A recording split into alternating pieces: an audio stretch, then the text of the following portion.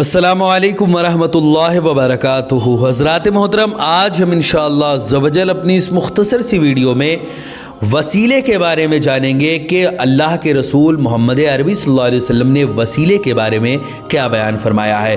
وسیلے کے بغیر کیا انسان اللہ تک پہنچ سکتا ہے؟ کیا انسان اللہ کا مقرب بندہ بن سکتا ہے؟ کیا وسیلہ پکڑنا یا وسیلے کے ساتھ اللہ کی بارگاہ تک پہنچنا یہ کوئی بدعت ہے، کوئی شرک ہے؟ یا وسیلہ لگانا، جو لوگ وسیلے کے تحت اللہ کی قربت حاصل کرتے ہیں، اللہ کا مقرب بندہ بنتے ہیں، تو ان کے بارے میں کچھ لوگ ان کو شرک کہتے ہیں کہ بھائی یہ شرک ہے وسیلہ لگانا، یا کچھ لوگ بدعت، الگ الگ طرح کی چیزیں کہتے ہوئے نظر آتے ہیں۔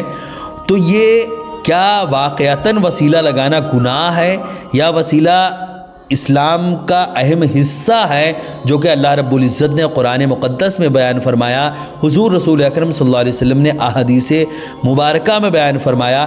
آج ہم انشاءاللہ عز و جل انہی وسیلوں کے بارے میں ہم جانیں گے کہ کیا وسیلہ لگانا کوئی نئی شے ہے یا وسیلہ لگانا اسلام کا حصہ ہے۔ ایسی بہت ساری باتوں کے بارے میں ہم آج جانیں گے۔ ویڈیو پسند آئے تو ویڈیو کو لائک کریں، شیئر کریں، اور اگر ہمارے محمدی چینل پر نئے آئے ہوں تو اسے ضرور سبسکرائب کر کے بیل آئیکن کو بھی ضرور دبائیں تاکہ اس طرح کی تمام انفارمیٹیو ویڈیوز آپ تک ضرور پہنچے۔ حضرات محترم، ہر وہ چیز وسیلے میں شامل ہے جو اللہ رب العزت کی رضا سے قریب ہونے میں مدد کرتی ہے۔ اسی لیے جس طرح ایمان اور اعمال صالحہ کو وسیلہ بنانا درست ہے، اسی طرح انبیاء کرام کی ذات پاک اور اولیاء اور صالحین کی صحبت و محبت کو بھی وسیلہ بنانا بلا شک و شبہ درست ہے۔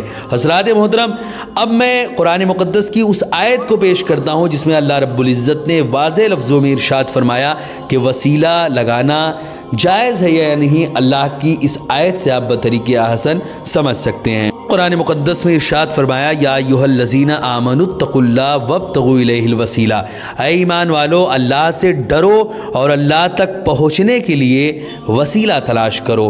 حضرات محترم، اس آیت سے اللہ نے یہ واضح کر دیا کہ وسیلہ یہ کوئی بدعت نہیں ہے، کوئی گمراہیت والی شے نہیں ہے، بلکہ جو اس کو بدعت یا غلط بولے وہ انسان خود گمراہ ہے اور گمراہیت کے نالے میں وہ گرا ہوا انسان ہے۔ جو انسان وسیلے جیسی عظیم شے کو بدعت یا اسلام کا حصہ نہ اس کو سمجھے، وہ خود گمراہیت کے گڑھے میں گرا ہوا ہے۔ حضرات محترم، اب میں آپ کے سامنے کچھ احادیث کریمہ پیش کرتا ہوں جن سے وسیلے کی مختلف قسموں پر روشنی پڑے گی انشاءاللہ۔ حضرات محترم، اسم اعظم کے وسیلہ، حضرت بریدہ رضی اللہ تعالیٰ عنہ کا بیان ہے کہ رسول اکرم صلی اللہ علیہ وسلم نے ایک شخص کو اس طرح دعا کرتے ہوئے سنا، یا اللہ میں تجھ سے اس وسیلے سے سوال کرتا ہوں کہ تو ہی اللہ ہے، ایک ہے، بے نیاز ہے، نہ تو کسی کا باپ ہے، نہ کوئی تیرا بیٹا ہے، اور نہ کوئی تیرے برابر ہے۔ آپ صلی اللہ علیہ وسلم نے فرمایا، یہ سنن ابن ماجہ کی روایت ہے، آپ صلی اللہ علیہ وسلم نے فرمایا کہ اس شخص نے اللہ سے اس کے اسم اعظم کے وسیلے سے سوال کیا اور اس کے ذریعے اگر طلب کیا جائے تو اللہ رب العزت عطا فرماتا ہے، اور دعا کی جائے تو اسے بھی قبول فرماتا ہے۔ حضرات محترم، اسی طرح حضرت انس رضی اللہ تعالیٰ عنہ سے روایت ہے کہ وہ حضور رسول اکرم صلی اللہ علیہ وسلم کے ساتھ بیٹھے ہوئے تھے اور ایک شخص نماز ادا کر رہا تھا اور اس نے اس طرح دعا کی کہ اللہم انی اسألوک بأن لک الحمد لا الہ الا انت المنان بدیع السماوات والارض یا ذا الجلال والاکرام یا حی یا قیوم اسألوک۔ یہ دیکھ کر حضور رسول اکرم صلی اللہ علیہ وسلم نے فرمایا کہ تم لوگ جانتے ہو کہ اس شخص نے کس کے وسیلے سے دعا کی؟ تو صحابہ اکرام نے عرض کیا، اللہ اور اس کے رسول بہتر جانتے ہیں۔ حضرات محترم، یہ سنن ترمذی کی روایت ہے، اس پر حضور نے کیا فرمایا آپ ذرا وہ سنیں۔ حضور رسول اکرم صلی اللہ علیہ وسلم نے فرمایا کہ اس نے اللہ کے اسم اعظم کے ذریعے دعا کی اور اس کے وسیلے سے دعا کرنے پر اللہ رب العزت دعا قبول فرماتا ہے اور طلب کرنے پر عطا بھی فرماتا ہے۔ حضرات محترم، اسی طرح نیک اعمال کا وسیلہ بھی ایسے ہی کچھ ہے۔ حضرات محترم امیر المومنین حضرت عمر رضی اللہ تعالی عنہ بیان کرتے ہیں کہ حضور رسول اکرم صلی اللہ علیہ وسلم نے ارشاد فرمایا، پچھلے زمانے میں 3 لوگ کسی سفر میں تھے، جب رات ہوئی تو ایک غار میں ٹھہر گئے جس کا دروازہ بارش ہونے کی وجہ سے بند ہو گیا۔ تینوں نے آپس میں مشورہ کیا کہ اس مصیبت سے نجات پانے کے لیے یہی ایک صورت ہے کہ ہم سب اپنے اپنے نیک اعمال کے وسیلے سے اللہ رب العزت کی بارگاہ میں دعا کریں۔ چنانچہ ان میں سے ایک نے اس طرح دعا کی کہ اے اللہ، میرے بوڑھے والدین جن کو میں رات میں اپنے اہل و عیال سے پہلے دودھ پلایا کرتا تھا، ایک بار دودھ لانے میں کچھ تاخیر ہو گئی۔ جب دودھ لے کر میں ان کے پاس پہنچا تو وہ سو چکے تھے۔ میں نے ان کو جگانا مناسب نہ سمجھا اور ان سے پہلے نہ تو خود میں نے دودھ پیا اور نہ اپنے اہل و عیال کو پلایا، جبکہ میری بچی دودھ کے لیے روتی رہی۔ میں ان کے بیدار ہونے کا انتظار کرتا رہا یہاں تک کہ صبح ہو گئی۔ جب وہ نیند سے بیدار ہوئے پھر انہیں میں نے دودھ پلایا۔ اے اللہ، اگر یہ کام میں نے تیری رضا اور خوشنودی کے لیے کیا ہے تو اس کے وسیلے سے مجھے اس مصیبت سے تو بچا لے۔ چنانچہ پتھر تھوڑا سا کھسک گیا۔ پھر دوسرے نے اس طرح دعا کی کہ اے اللہ، میرے چچا زاد بہن تھی جس سے مجھے محبت تھی، ایک بار میں نے اس سے اپنی خواہش پوری کرنے کا ارادہ کیا تو اس نے منع کر دیا۔ پھر ایک دن میں نے اسے 120 دینار اس شرط پر دیا کہ میرے ساتھ تنہائی اختیار کرے۔ چنانچہ وہ تنہائی میں آئی اور جب میں نے اس پر قابو پا لیا تو اس نے مجھ سے کہا، اے اللہ کے بندے، اللہ سے ڈر اور ناحق مہر نہ توڑ۔ یہ سن کر میں فوراً اس سے الگ ہو گیا، حالانکہ وہ مجھے سب سے زیادہ وہ محبوب تھی۔ اے اللہ، اگر میں نے یہ عمل تیری رضا کے لیے کیا ہے تو اس کے وسیلے سے ہماری یہ مصیبت تو دور فرما دے۔ حضرات محترم، چنانچہ پتھر جو ہے پھر تھوڑا سا اپنی جگہ سے کھسک گیا۔ حضرات محترم، اس کے بعد اب کیا ہوا ذرا وہ سماعت کرے۔ پھر تیسرے شخص نے یہ دعا کی کہ اے اللہ، میں نے چند مزدوروں کو کام پر رکھا ہے اور سب کو اجرت دے دی میں نے، مگر ایک شخص اپنی اجرت میرے ذمے چھوڑ کر چلا گیا۔ اس کی اجرت یعنی مزدوری کو میں نے تجارت میں لگا دیا اور اس سے بہت سارا مال میں نے جمع کر لیا۔ تھوڑی مدت کے بعد وہ شخص لوٹ کر آیا اور مجھ سے بولا، اے اللہ کے بندے، میری مزدوری دے۔ چنانچہ میں نے اس سے کہا، یہ سب مال جو تم دیکھ رہے ہو یہ تمہارا ہی ہے۔ اس نے کہا، اے اللہ کے بندے، مجھ سے مذاق مت کر۔ میں نے کہا، میں مذاق نہیں کر رہا ہوں، یہ گائے یہ بکریاں لے۔ چنانچہ وہ انہیں لے کر چلا گیا۔ حضرات محترم، اس کے بعد اس تیسرے شخص نے کہا کہ اے اللہ، اگر یہ کام میں نے تیری رضا کے لیے کیا ہے تو ہم کو اس مصیبت سے نجات دے دے۔ اس دعا کے بعد پتھر ہٹ گیا اور وہ تینوں غار سے نکل آئے۔ حضرات محترم، اور اپنے اپنے سفر پر نکل پڑے۔ اس سے معلوم ہوا کہ نیک اعمال کے وسیلے سے دعا کی جا سکتی ہے اور اللہ تعالیٰ اس دعا کو قبول بھی فرماتا ہے۔ حضرات محترم، اب میں یہ آپ کو بتا دوں کہ یہ جو وسیلہ لگایا جاتا ہے کیا یہ کوئی بدعت ہے؟ حضرات محترم، اولیاء کرام کا وسیلہ ہو یا پھر انبیاء کرام کا وسیلہ، کیونکہ اولیاء کرام جو ہوتے ہیں وہ اللہ کے نیک بندے ہوتے ہیں اور انبیاء کرام یا اللہ کے وہ خاص بندے ہوتے ہیں جن کو اللہ رب العزت نے اپنی نبوت کے لیے چنا ہوتا ہے۔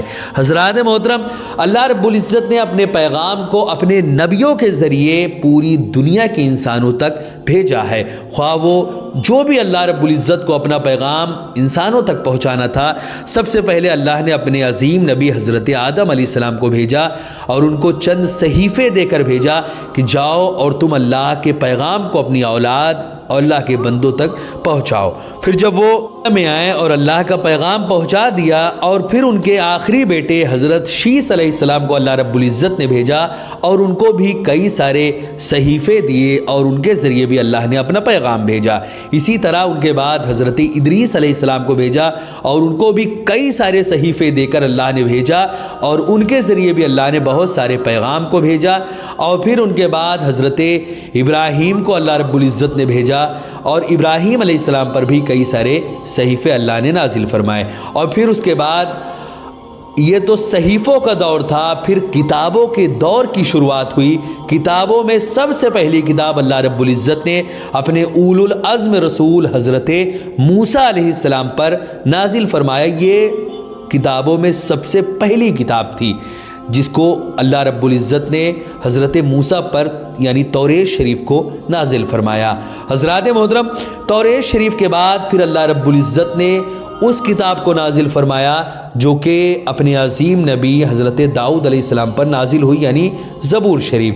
لیکن توریت کے بارے میں آپ کو اتنا بتا دوں کہ توریت ایک ایسی کتاب تھی جو تمام کے تمام کتابوں میں ضخامت کے اعتبار سے اور اپنے بڑے ہونے کے اعتبار سے سب سے بڑی کتاب تھی۔ اتنی بڑی تھی کہ آپ بس اتنا سمجھ لیں کہ اس میں 1000، ہماری جو قرآن ہے اس میں 114 سورتیں ہیں، لیکن توریت میں 1000 سورتیں تھیں اور ہر سورت میں 1000 آیتیں تھیں۔ اتنی بڑی کتاب تھی توریت شریف۔ اور توریت شریف کے بعد جو دوسری کتاب اللہ رب العزت نے نازل فرمائی اس کا نام زبور شریف تھا۔ اور پھر زبور کے بعد جو اللہ نے تیسری کتاب نازل فرمائی وہ انجیل شریف ہے، جسے اللہ نے اپنے عظیم نبی اور اولو العزم رسولوں میں سے ایک حضرت عیسیٰ علیہ السلام پر نازل فرمایا۔ حضرت عیسیٰ علیہ السلام آج بھی حیات سے ہیں، وہ ابھی آسمان پر ہے۔ جب قیامت قریب آئے گی تو حضرت عیسیٰ علیہ السلام آسمان سے دنیا میں آئیں گے اور یہاں پر اسلامی حکومت کو قائم کریں گے۔ حضرات محترم، یہیں پر ان کی شادی ہوگی، ان کے بچے ہوں گے، پھر اس کے بعد جب قیامت قریب بالکل آ جائے گی تو ان کا انتقال ہوگا اور حضور صلی اللہ علیہ وسلم کے بغل میں ان کی مزار بنے گی۔ حضرات محترم، اسی طرح ان کے بعد جو سب سے آخری نبی اس دنیا میں آئے وہ محمد عربی صلی اللہ علیہ وسلم ہے، یعنی حضور صلی اللہ علیہ وسلم کو اللہ رب العزت نے بھیجا۔ اب حضور صلی اللہ علیہ وسلم پر اللہ نے قرآن مقدس کو نازل فرمایا۔ اب حضور صلی اللہ علیہ وسلم آخری نبی ہے، ان کے بعد اب قیامت تک کوئی نیا نبی نہیں آئے گا۔ ان کے بعد اللہ رب العزت نے اولیاء کرام یعنی صحابہ، تابعین، تبع تابعین، سلف صالحین کے بعد پھر اولیاء کرام کا سلسلہ شروع کیا اور وہ سلسلہ قیامت تک جاری و ساری رہے گا۔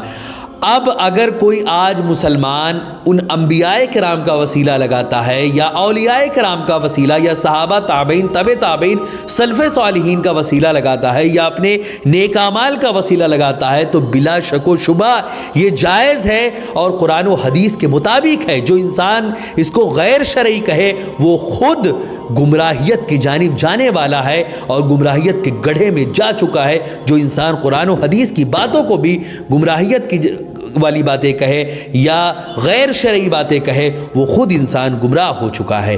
حضرات محترم، ویڈیو پسند آئے تو ویڈیو کو لائک کریں، شیئر کریں اور اگر ہمارے محمدی چینل پر نئے آئے ہوں تو اسے ضرور سبسکرائب کر کے بیل آئیکن کو بھی ضرور دبائیں۔ السلام علیکم ورحمۃ اللہ وبرکاتہ۔